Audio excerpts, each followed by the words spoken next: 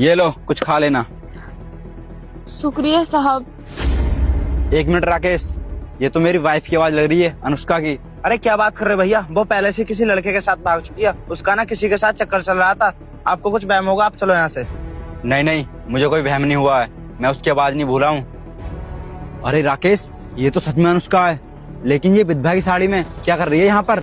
भैया आपने उसके प्यार में पागल हो चुके हो। हर जगह आपको वो ही दिखाई दे रही है। मैं बोल रहा हूँ ना, वो नहीं है यहाँ पर। चलो आप यहाँ से चलते हैं। राकेश, मैं तेरा आगे हाथ जोड़ता हूँ, मुझे पता है कि वो अनुष्का ही है। प्लीज एक बार उससे पूछ के देख कि उसकी हालत ये कैसे हो गई। देखो भैया, मैं किसी से बात करने वाला नहीं हूँ, और मैं तो आपसे भी कहता हूँ चलो यहाँ से। किसी से बात करने की क्या जरूरत है। ठीक है राकेश भाई, अगर तू भी मेरा साथ नहीं देगा ना तो कोई बात नहीं, मैं खुद ही जाकर पूछ लूंगा कि ऐसा क्या हुआ उसके साथ, ये उसकी ये हालत हो गई। अरे भैया आप ये क्या कर रहे हो, रुको तो। सुनिए, जी आपका कोई घरबार नहीं है क्या जो इस तरह रोड पर लेटी हो?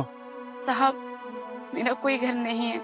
अगर मेरा घर बार होता तो मैं इस तरह रोड पर थोड़ी लेटी हुई होती। अरे कोई तो घरबार होगा आपका, ऐसे ही थोड़ी ना पैर रखी है आपने विधवा की साड़ी। कहीं तो आपकी शादी हुई होगी। क्या हुआ आपके पति को? साहब, मेरा भी घर था पहले, लेकिन मुझे मेरे घर से धक्का मारकर बाहर निकाल दिया गया। धक्के मार के घर से बाहर निकाल दिया? मतलब मुझे कुछ सही से समझाओ। साहब, मुझे मेरी सास ने और मेरे छोटे देवर ने घर से बाहर निकाल दिया। क्या मैं जान सकता हूँ कि आपकी सास ने और आपके देवर ने क्यों निकाला आपको घर से बाहर?